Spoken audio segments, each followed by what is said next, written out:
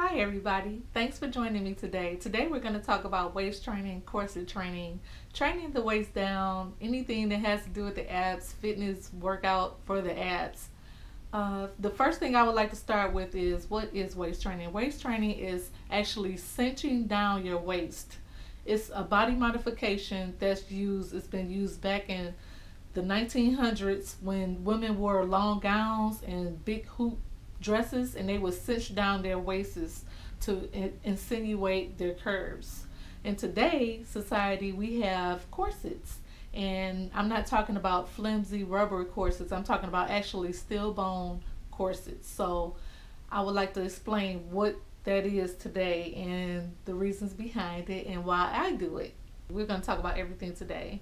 I've been getting a lot of questions about my recent weight loss. I lost 40 pounds within a year. I've actually researched it myself, and that's why I discovered that I don't have to have surgery to have my waist reduced.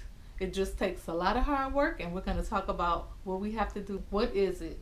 Waist training is when you actually modify your body to cinch down, and it's actually targeted towards your waist, your abs, the front of your stomach, anything that's below your breast and in between your waist bone, your pelvis, is considered waist training.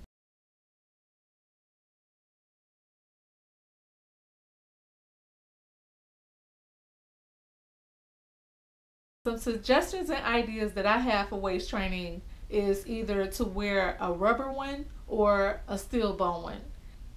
Where I purchased my corset was Orchard's Corsets. They sent it right out. I paid for it. The prices was reasonable. I think I paid what, $79 to have it shipped, and it was great. The customer service was awesome, and they sent it right out to me. I live in Michigan, so it took about, I'll say about just a week, just 1 week to get it.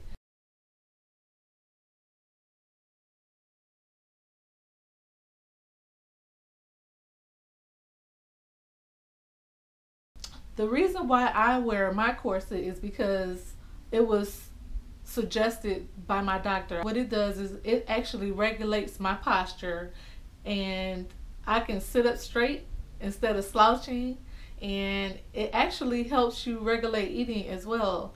When you wear it, you can't eat a lot. You will feel like you're gonna blow up, but you have to be careful when you're wearing it because there are precautions and safety measures that you have to take. With training, what I eat is I make sure when I'm wearing my corset, the steel bone, I make sure that I'm drinking smoothies and I'm not eating anything that's bloating. And I have more information down below of how do I take care of myself when I'm wearing it. And you can wear it up from forward. When you first start, you want to make sure that you wear it up to 8 hours a day, and I don't think I go past that. I never go past that. But when I started at 2 hours, then 3 hours, then 4 hours. Every day I would gradually move up, and on the weekends I would take off. So right now I would like to show some before and after pictures of how I looked before I wore the waist trainer and how I look now.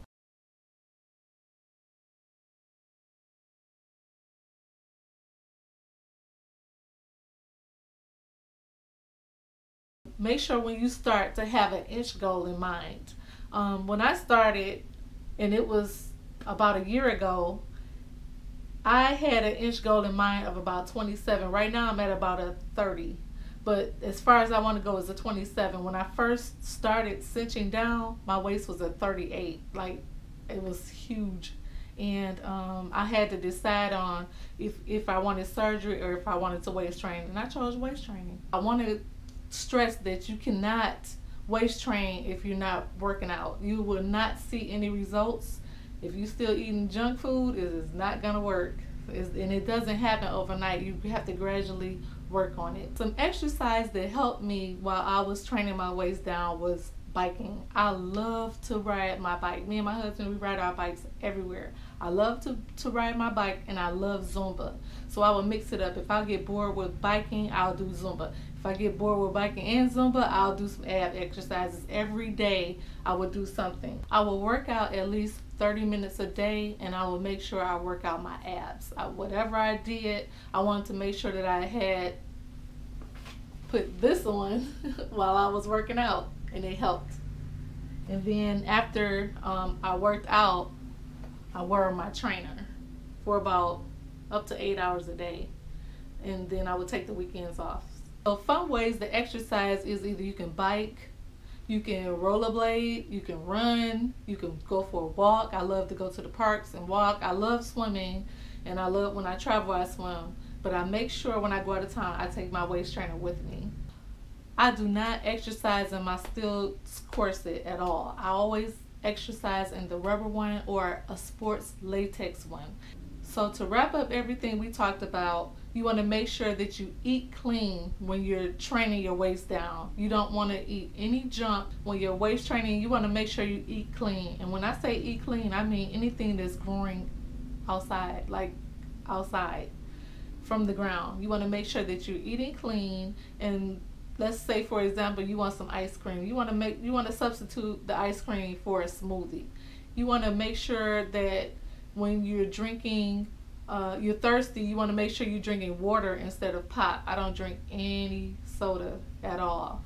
I drink juice, and if I drink juice, I like to use my juicer, or I like to drink regular juice without a lot of sugar in it. I try not to go over 13 grams. You want to make sure that you're not eating any bad foods, any junk foods, anything that bloat, like bread, carbs, anything like that. You want to put that down when you're training.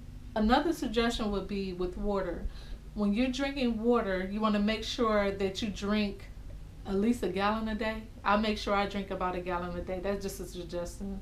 But if you're unsure about how much water you should drink, you should take your weight and divide it by 10, and that's how many ounces you should drink. I drink about a gallon a day. If you do get around carbs, make sure that you're eating wheat bread or like something with fiber in it. I know it's hard for me to resist as well, eating bad, because I love pizza, but you want to make sure that when you're training your waist, you cannot eat like that. It'll make you feel too bloated, and it'll literally make you sick if you're wearing the trainer. So make sure you try to eat light, real light. I would suggest salads, fish, turkey, anything that's light. If you are tempted to eat bad, make sure you just try to eat as light as you possibly can. Okay, to wrap up, you want to make sure that you gradually start. I started wearing mine 2 hours a day, and then I moved up to 3 hours and 4 hours. You want to just take your time, have fun with it. Don't take it seriously. Just make sure that you are taking the right precautions that you need for training. And you want to make sure that you slowly waist down, not fast, because you can actually hurt yourself doing it. So make sure you just take your time, have fun with it. That if you wear your trainer, you want to make sure that you don't feel any pain. You don't want to feel like you cannot breathe, it's in pain, you're hurting. It should feel snug, like a hug, not like somebody's actually choking the life out of you. And you want to make sure that you can at least get your finger inside the corset. And I have more information on my blog, and I'm gonna be writing some more information about it. So take your time, have fun with it.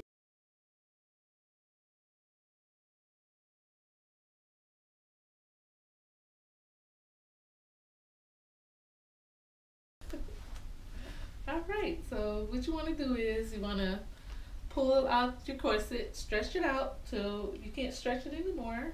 Get it nice and loose, and I'm going to go ahead and attempt to put it on for you guys.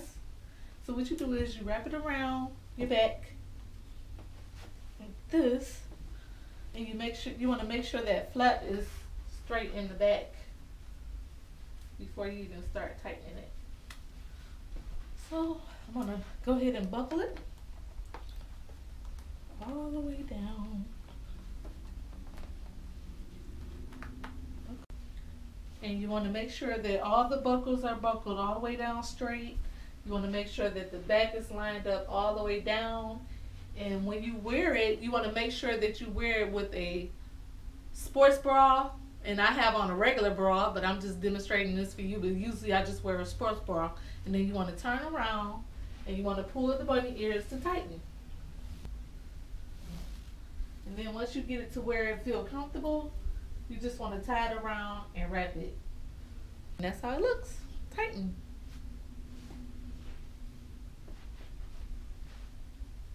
Looks. That's it. This is the sweatband. It's the rubber one. Go ahead and show how you wear this one. So with this one, here's my waist.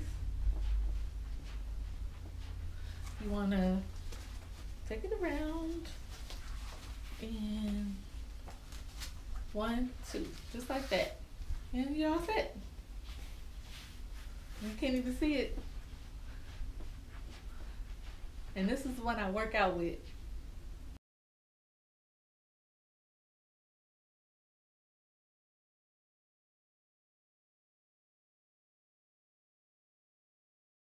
Oh shoot. Oh, got it.